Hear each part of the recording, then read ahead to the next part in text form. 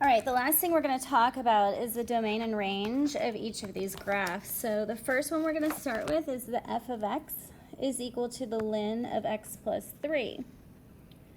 Well, when I graph this, I know it is a natural logarithm, and the graph is going to go through -2, but never, ever, ever touch -3. So I'm going to kind of just draw this vertical asymptote here.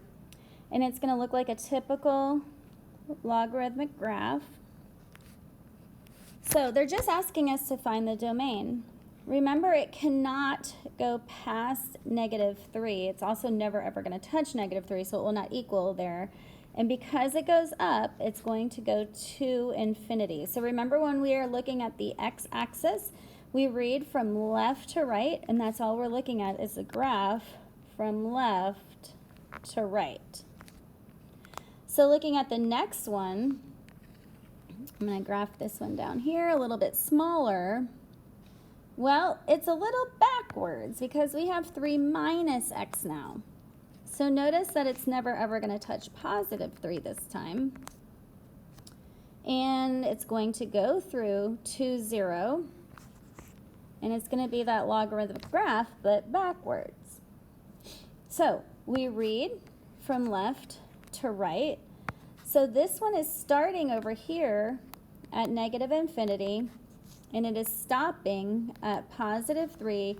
And remember, it's going to be graphed with, or shown with a parenthesis, because that 3 is not included. All right, the last question. What if I graph f of x is equal to the ln of x cubed?